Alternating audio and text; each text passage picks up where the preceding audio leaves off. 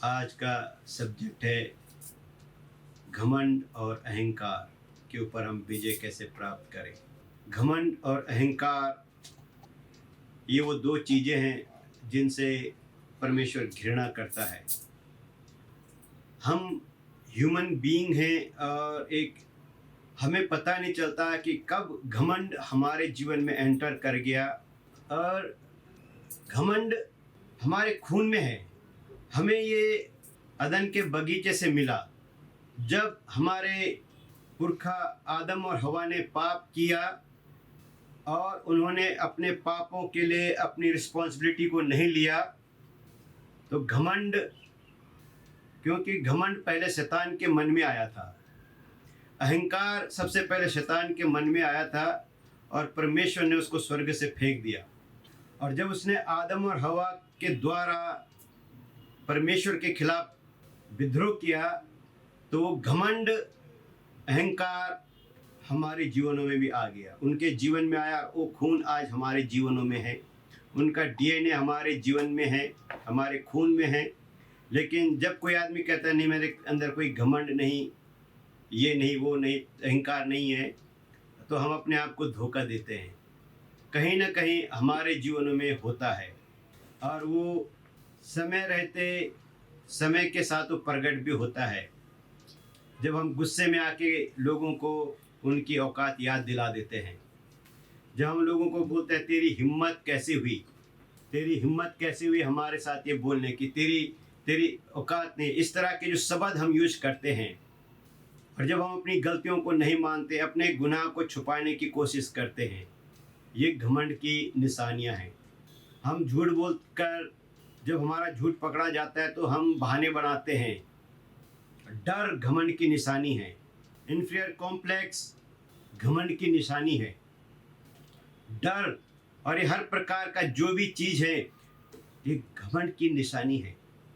जब आदम और हवा ने पाप किया और उनको पता चला वो नंगे हैं, वो छुप गए, उन्होंने अपने आप को छुपा लिया।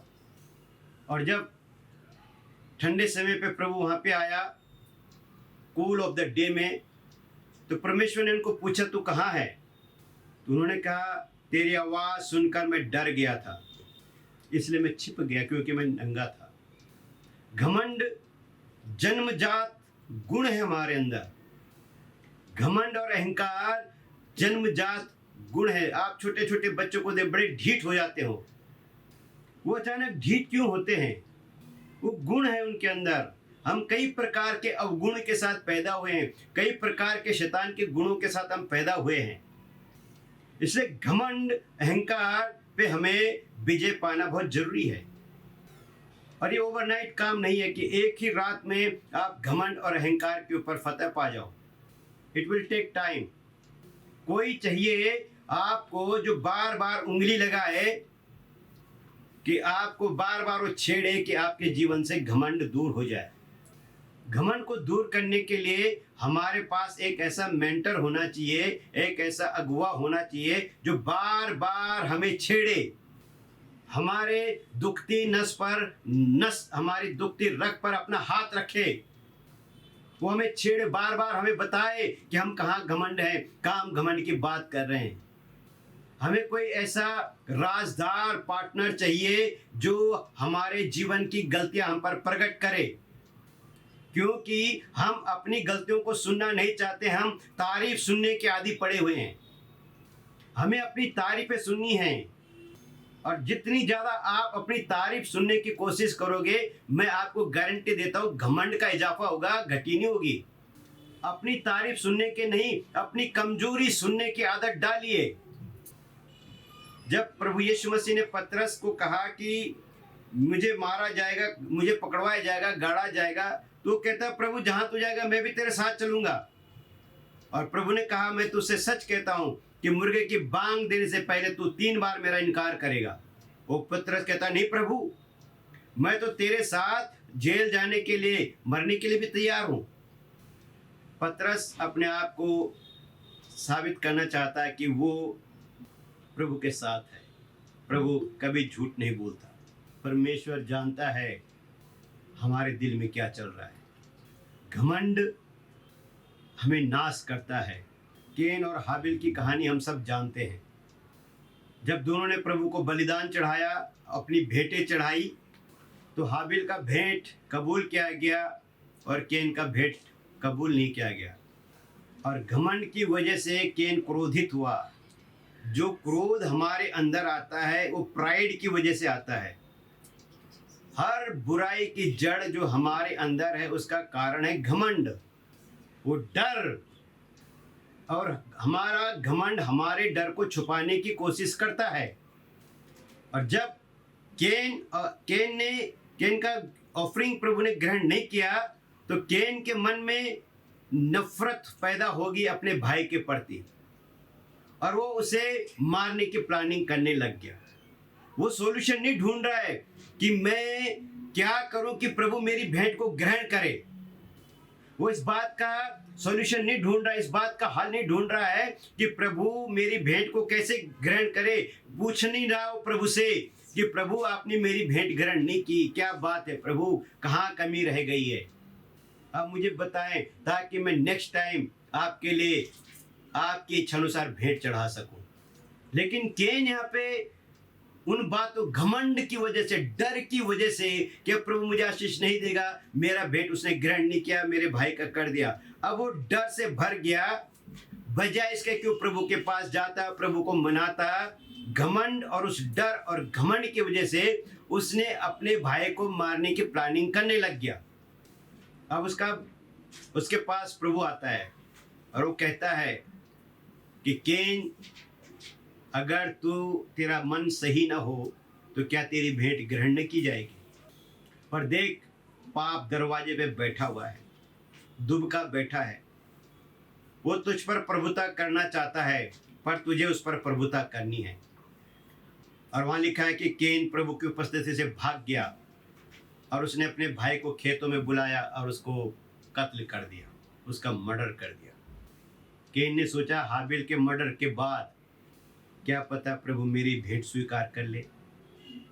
जब घमंड आता है, अहंकार आता है, तो आप गलत रास्ते को चुनते हैं, आप गलत रास्ते में चले जाते हैं और वो आपको पूरी तरह से बर्बाद कर देता है। केन बर्बाद हो गया, कंप्लीटली डिस्ट्रॉय, भगोड़ा हो गया। वो उसको परमेश्वर की दृष्टि में वो भगोड़ा काउंट किया गया। और आज तक जो भी इस तरह के क्रिमिनल्स होते हैं वो भगोड़े में ही काउंट किए जाते हैं, वो भगोड़े होते हैं।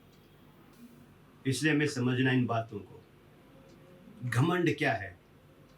घमंड सच को स्वीकार नहीं करता है। अगर आप अपने बारे में सच स्वीकार नहीं कर रहे हैं तो इसका मतलब आप घमंड में जी रहे हैं।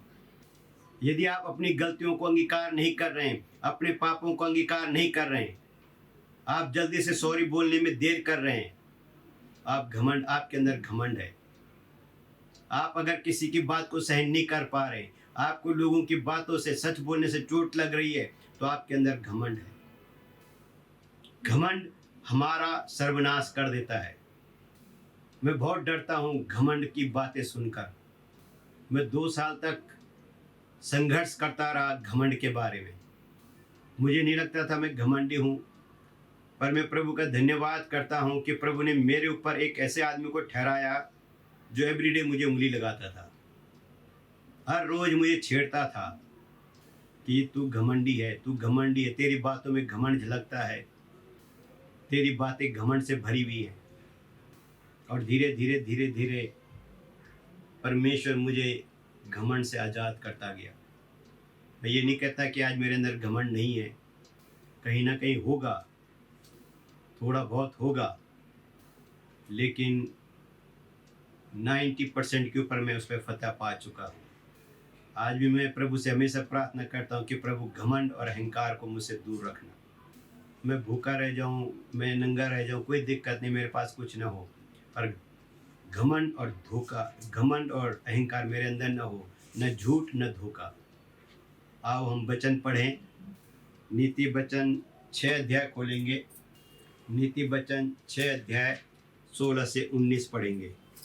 यहाँ पे लिखा है, 6 वस्तुओं से यहोवा बैर रखता है, वरन 7 हैं जिनसे उसको घृणा है, अर्थात घमंड से चढ़ी हुई आंखें, झूठ बोलने वाली जीभ और निर्दोष का लहू बहाने वाले हाथ, अनर्थ कल्पना गढ़ने वाला मन, बुराई करने को बेग से दौड़ने वाले पांव, झूठ बोलने वाला साक्षी और भाइयों के बीच में झगड़ा उत्पन्न करने वाला मनुष्य। ये वो 7 बातें हैं जिनसे परमेश्वर यहोवा बैर रखता है, घृणा रखता है। और जो सबसे पहली बात है वो है घमंड से चढ़ी हुई आंखें। बाकी बातें बाद में हैं। घमंड से चढ़ी हुई आंखें, इसका मतलब है किसी को कुछ नहीं समझना, मेरे आगे कोई कुछ नहीं है, ये समझना। इसे कहते हैं घमंड से चढ़ी हुई आंखें। घमंड से चढ़ी हुई आंखें, इनसे यहोवा घृणा करता है। जब आप किसी को कुछ नहीं समझते, डिसऑनर करते हैं, उसे कहते हैं हम घमंड से चढ़ी हुई आंखें। हमारी आंखें घमंड से भरी होती है। हम सबको नीच दृष्टि से देखते हैं। हम अपनी आंखों में सबको छोटा समझते हैं। अपनी दृष्टि में हम लोगों को तुच्छ समझते हैं। उसे कहते हैं घमंड से भरी हुई आंखें। और इन बातों से परमेश्वर घृणा करता है। अगर हमारी आंखें घमंड से चढ़ी हुई हैं तो आप अपनी आंखों के लिए जरूर प्रार्थना कीजिए कि परमेश्वर आपकी आंखों से इस घमंड को दूर करे। और घमंड के बाद जो आपके जीवन में जो दूसरी बुराई आती घमंड करने के बाद, वो है झूठ। झूठ, घमंड एक बीज है जो आपके अंदर झूठ के ब्रांच को भी पैदा करता है। झूठ एक ब्रांच, घमंड की एक ब्रांच है, एक शाखा है। जिसके अंदर घमंड होगा उसके अंदर झूठ भी होगा। और यहाँ लिखा है झूठ बोलने वाली जीभ, जो सच नहीं बोल सकती, जो जीभ वो घमंड से भरी होती है, वो बड़ी बड़ी डींगे हाँकती हैं, बड़ी बड़ी डींगे हाँकती है वो जीभ, डींग मार जीभ। झूठ, घमंड के बाद जो सेकंड पोजीशन है घमंड का, जो एक फल है वो है झूठ। घमंडी व्यक्ति सच बोल ही नहीं सकता। ये घमंड के साइड इफेक्ट हैं। घमंडी आदमी कभी सच को न स्वीकार करता है और न कभी सच बोलता है। और तीसरा क्या है? निर्दोष का लहू बहाने वाले हाथ। और घमंडी व्यक्ति ही क्रिमिनल माइंड का हो जाता है, वो मर्डर करने से भी नहीं डरता। घमंड के इतने साइड इफेक्ट हैं कि हम दूसरे को मारने और मारने पे उतार हो जाते हैं, मरने मारने पे उतार हो जाते हैं। केन ने इसी घमंड में तो अपने भाई का लहू बहाया, उस डर के कारण, उस झूठ के कारण, अपने आप को साबित करने के कारण। और तब घमंडी आदमी अपने आप को साबित करने की कोशिश करता है पर वो झूठा ही पाया जाता है। वो अपने आप को साबित कर ही नहीं पाता वो सच है, क्योंकि एक झूठ को छुपाने के लिए दूसरा बोलता है, फिर उसके बाद झूठ पर झूठ, झूठ पर झूठ। और वो अपने आप को बचाने के लिए इस तरह की हरकत तक आ जाता है कि वो मारने पे और मरने पे उतार हो जाता है, वो उसकी परवाह नहीं करता। और अनर्थ कल्पना गढ़ने वाला मन, फिर उसके बाद आपका मन घमंड से भर जाता है और आपके मन में घमंड से भरी हुई बातें आती हैं। और घमंड से भरी हुई बातें दूसरे को बर्बाद करने की कल्पनाएं चलती हैं। दूसरे को नीचा कैसे दिखाऊं, दूसरे को तबाह कैसे करूं, वो इतना आगे चला गया मैं पीछे रह गया, उसको नीचे कैसे गिराऊं, लेग पुलिंग कैसे हो, मैं उसको दरी पे खड़ करके खींचूं और उसको नीचे गिरा दूं। दूसरों को नीचे गिराने की प्रोग्रामिंग हमारे मन में चलती है और ये भी एक घमंड का रीजन है। इनसे यहोवा सिर्फ घमंड से घृणा करता है और उसके साथ ये जड़ें, ये फल है उसके, घमंड के फल हैं ये, कि हमारा मन घमंड से भर जाता है और गलत अनर्थ बातें सोचने लग जाता है। वायलेंस या हिंसात्मक विचारों से भर जाता है। जैसे हम देखते हैं जब हम मसीह लोगों के ऊपर सताव होता है तो बजाय हम घुटने टेक के प्रार्थना करने के हम भी हथियार धारण कर लेते हैं, हम भी मारने पे उतारू हो जाते हैं। तो ये घमंड की बातें हैं। बुराई करने को बेग से दौड़ने वाले पैर, और फिर हमारे पैर घमंड के बस में आ जाते हैं और बुराई करने के लिए दौड़ने भागने शुरू हो जाते हैं। आप देख रहे हैं, आपके आंखों को द्वारा घमंड अंदर गया, आपके मन को कैप्चर किया, आपके द्वारा फिर आपकी जुबान को कंट्रोल करता है, फिर आपके सिस्टम को कंट्रोल करता है, और फिर आपके सिस्टम को कंट्रोल करके बुराई के लिए भी दौड़ता है। और उसके बाद लिखा है झूठ बोलने वाला साक्षी। फिर घमंडी आदमी कभी सच्ची साक्षी देता नहीं है, कभी सच्ची गवाही दे नहीं सकता। वो जब भी बोलेगा उसकी गवाही में भी घमंड ही होगा। घमंड और अहंकार से भरी हुई उसकी बातें होंगी, और उसका आखिरी जो परिणाम है वो हमेशा लोगों के बीच में झगड़ा उत्पन्न कराता है। वो भाइयों के बीच में झगड़ा उत्पन्न कराता है। घमंड भाइयों के बीच में झगड़ा उत्पन्न करता है। जब दो भाई आपस में लड़ते हैं तो उनका लड़ने के पीछे कोई मकसद नहीं है, वो घमंड है एक दूसरे का, जो एक दूसरे से लड़ते हैं। अगर हम आपस में एक दूसरे से लड़ते हैं तो ये हमारा घमंड है, और घमंड के सिवा ये कुछ भी नहीं है। और परमेश्वर इन बातों से घृणा करता है। मुझे पता है कि हम अपने आप से इन बातों से बाहर नहीं आ सकते हैं, लेकिन आप प्रार्थना करें अपने जीवन में कि हे परमेश्वर मुझे घमंड से दूर रख। अगला वचन हम पढ़ेंगे नीति वचन 13 का 10 पढ़िए। झगड़े झगड़े केवल अहंकार ही से होते हैं, परंतु जो लोग सम्मति कर मानते हैं उनके पास बुद्धि रहती है। हालेलुया। यहाँ पे वो कहता है कि रगड़े झगड़े केवल अहंकार ही से होते हैं। हमारे बीच में जो रगड़े झगड़े होते हैं, जो मैंने पहले भी बताया कि भाइयों के बीच में झगड़ा क्या होता है, अहंकार और घमंड की वजह से होता है। घमंड और अहंकार में थोड़ा सा फर्क है, ज़्यादा नहीं है। शैतान अहंकारी था। एरोगेंट का मतलब होता है जो कभी भी अपने आप को नम्र नहीं करता, उसे अहंकारी कहते हैं। घमंड टूट जाता है, पर अहंकार, उसका अहंकार, आदमी का अहंकार आदमी को तबाह कर देता है। घमंड से फिर भी चांसेस हैं बचने के, पर जो अहंकारी हो जाता है उसका बचना नामुमकिन है। और जो शैतान है वो अहंकारी है। इसलिए जितने भी लोग अहंकार, एरोगेंट होते हैं, वो कभी भी जिंदगी में, मैंने उनको ज़्यादा देर तक देखा नहीं धरती पर। घमंड और अहंकार रगड़े झगड़े उत्पन्न करता है, और जब वो रगड़े झगड़े उत्पन्न करता है तो वो किसी की सम्मति नहीं मानते। पर जो बुद्धिमान लोग होते हैं वो सम्मति को मानते हैं।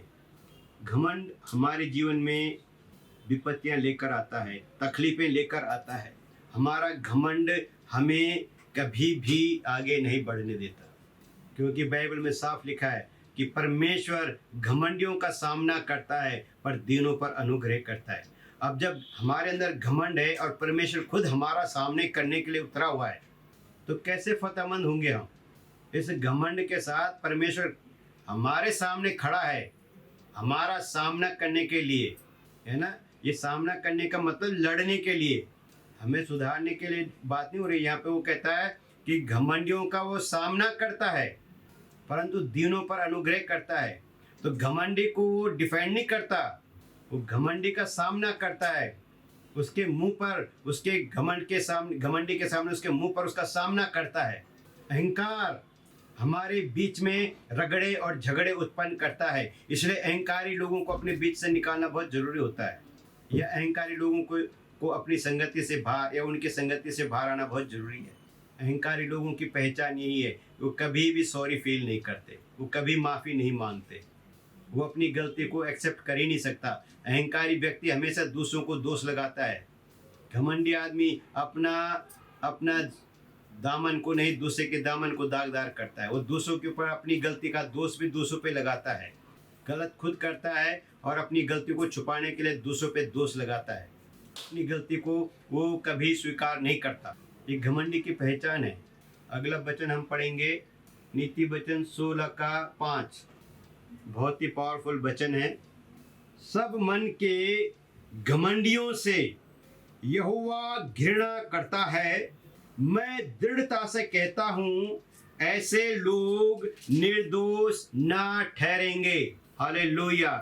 बहुत खतरनाक बात है। यहाँ पे प्रभु का वचन साफ कहता है कि सब मन के घमंडियों को, और जो मन से घमंडी है उनसे यहोवा घृणा करता है। और वो कहता है मैं दृढ़ता से कहता हूं, मतलब मैं कॉन्फिडेंटली कहता हूं कि ऐसे लोग निर्दोष नहीं ठहरेंगे। बिल्कुल भी वो निर्दोष नहीं ठहरेंगे। ऐसे लोग बिल्कुल निर्दोष नहीं ठहरेंगे। कौन उनको निर्दोष ठहराएगा? जब यहोवा मन और पहले आंखों का घमंड, फिर मन का घमंड, अहंकारी लोग कभी भी परमेश्वर के आगे निर्दोष नहीं ठहरेंगे। उनको अपने घमंड, अपने अहंकार से बाहर आना पड़ेगा। अपने घमंड को तोड़ना पड़ेगा, अपने अहंकार को छोड़ना पड़ेगा, अपने आप को शून्य करना पड़ेगा। मैं अभी नम्रता के बारे में बात नहीं करूंगा।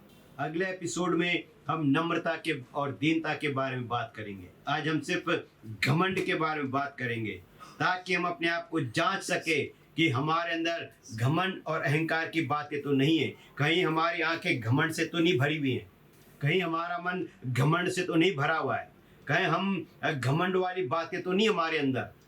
तो घमंड और अहंकार से भरे हुए लोग कभी भी परमेश्वर के आगे निर्दोष नहीं ठहरेंगे।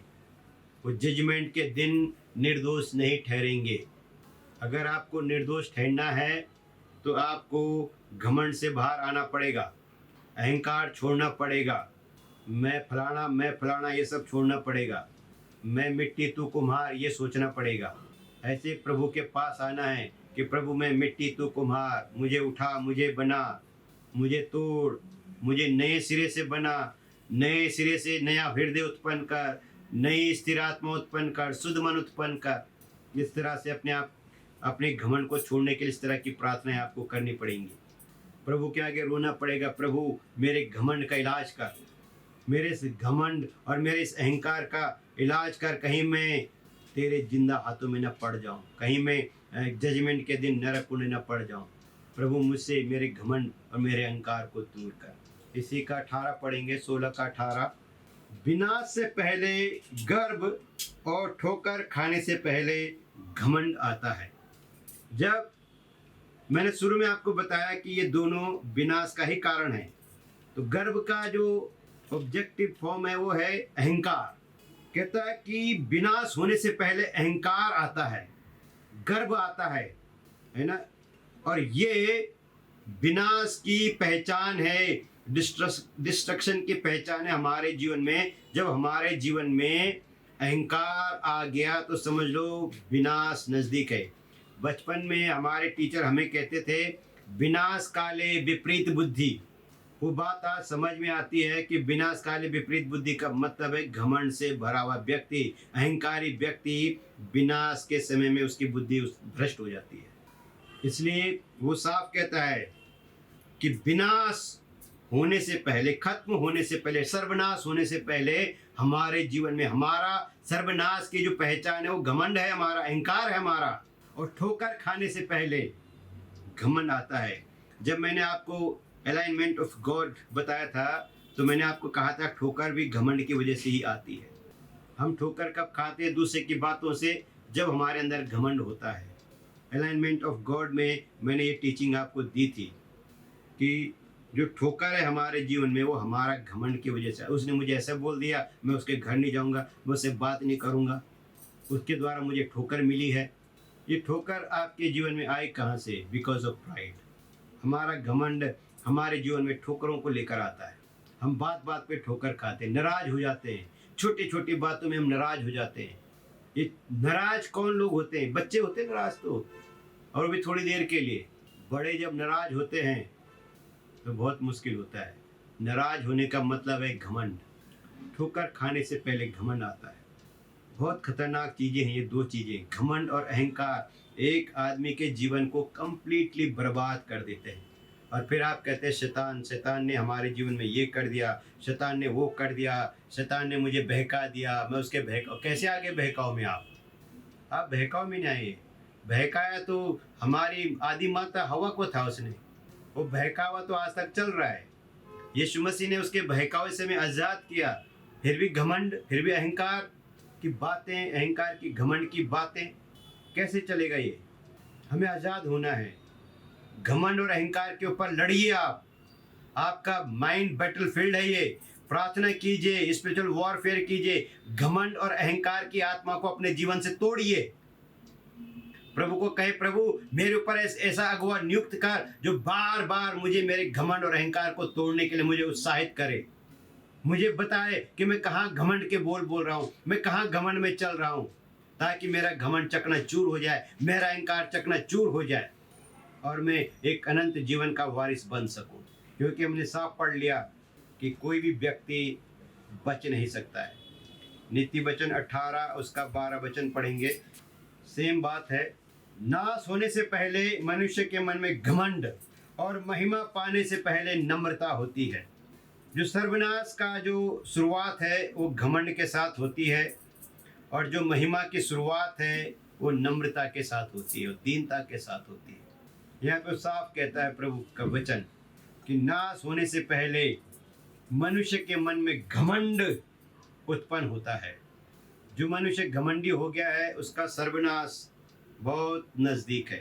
अहंकार, हिटलर के अंदर अहंकार था, उसने यहूदियों को, हजारों लाखों यहूदियों को मरवा दिया, और हिटलर का अहंकार उसको इतने दूर तक ले गया कि उसको खुद को गोली मारनी पड़ी, है ना। मुसोलिनी रसिया का तानाशाह, सॉरी इटली का था, पता नहीं कहाँ का था, रूस का जो तानाशाह था, नाम मुझे याद नहीं आ रहा उसका, स्टैनली वगैरह कुछ था, वो नाश हो गया, अपने आप को गोली मारी इन्होंने।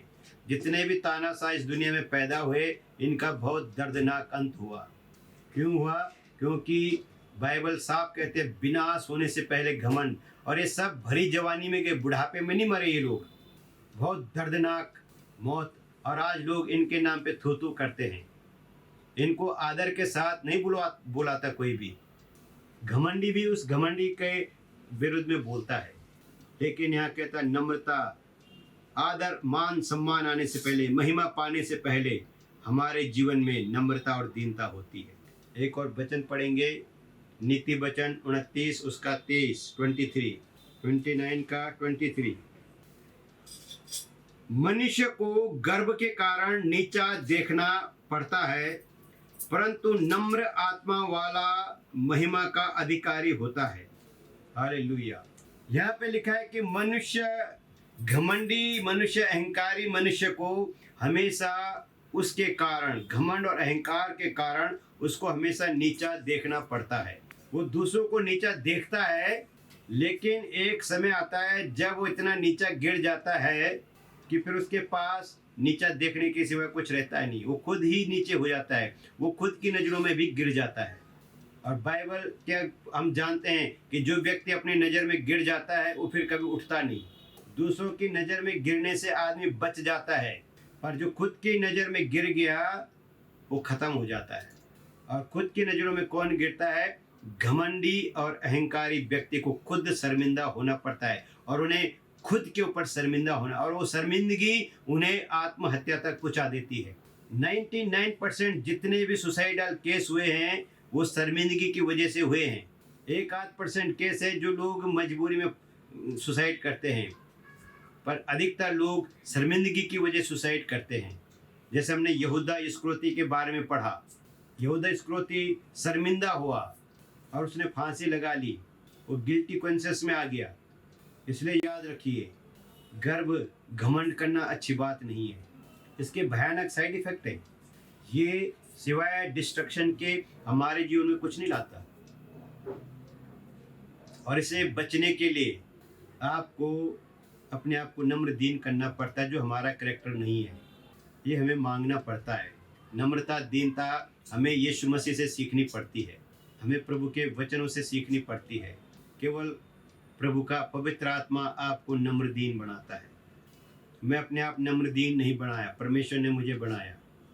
जब मैंने सरेंडर कर दिया, प्रभु ने मुझ पर कृपा की, और मैं लगातार आज भी, ये नहीं कि मैंने प्रार्थना करना छोड़ दिया, मैं आज भी अपने जीवन में घमंड और अहंकार और झूठ और धोखे के खिलाफ लड़ता रहता हूँ। एक और वचन पढ़ लेंगे हम, नीति वचन 30 अध्याय। बचने के लिए कैसे बच सकते हैं, क्या प्रार्थना हमें करनी चाहिए, वो अगले हफ्ते में फिर नम्रता के बारे में जब आपको सिखाऊंगा तो आपको मैं घमंड से भी बचने के और घमंड के ऊपर फतह पाने के ऊपर भी आपको और डिटेल में समझाऊंगा। एक और वचन पढ़ लेते हैं हम, नीति वचन 30 अध्याय उसका 7 और 8 वचन पढ़ेंगे हम। वो कहता है कि हे प्रभु, मैंने तुझसे 2 वर मांगे हैं, इसलिए मेरे मरने से पहले उन्हें मुझे देने से मुँह न मोड़, अर्थात व्यर्थ और झूठी बात को मुझसे दूर रख। व्यर्थ और झूठी बातों को मुझसे दूर रख। और ये व्यर्थ और झूठी बातें घमंड और अहंकार की वजह से ही आती हैं, जो हमने अभी पढ़ लिया। अनर्थ मन गढ़ने वाला मन, झूठ बकने वाली जुबान, है ना, घृणा से भरा हुआ मन, ये सब घमंड और अहंकार की वजह से आते हैं। और अगर आप इसको सही ट्रांसलेशन में, वो कहता है, अगर सही ट्रांसलेशन व्यर्थ और झूठ का मतलब है झूठ और धोखा मुझसे दूर रख, दोनों को दूर रख। झूठ और धोखा, ये झूठ और धोखा अदन के बगीचे से हमारे पीछे लगे हुए हैं, और इन दोनों के लिए प्रार्थना करनी है कि इन दोनों को मुझसे दूर रख। घमंड और अहंकार और झूठ और धोखे को मुझसे दूर रख, इस तरह की आपको प्रार्थना करनी है। मैंने अपने जीवन में बहुत से लोगों को घमंड और अहंकार में तबाह होते हुए देखा है। मैं खुद इस चीज़ से बाहर निकला हुआ हूँ। मुझे अपने जाति पर घमंड था, मुझे अपने कुल पे घमंड था, लेकिन प्रभु ने मेरे उस घमंड को चकनाचूर किया। जिस बैकग्राउंड से मैं आता हूँ बहुत ही गलत, खतरनाक बैकग्राउंड है। अब मुझे उस बैकग्राउंड पे मुझे बिल्कुल घमंड अहंकार नहीं, मुझे उस बैकग्राउंड पे अब शर्मिंदगी है। आज मुझे प्रभु पे घमंड है। जैसे यिर्मयाह नबी कहता है, बलवान अपने बल पे नहीं, धनवान अपने धन पर नहीं, और बुद्धिमान अपनी बुद्धि पर नहीं घमंड करे। और वो घमंड इस बात का घमंड करे कि वो यहोवा को जानता है, वो प्रभु को जानता है। अगर आपको घमंड करना है तो प्रभु यीशु मसीह पे कीजिए। अगर आपको घमंड करना है तो परमेश्वर के ऊपर कीजिए। वो आपका बल है, वो आपका सामर्थ्य है, उसके ऊपर आप घमंड कीजिए।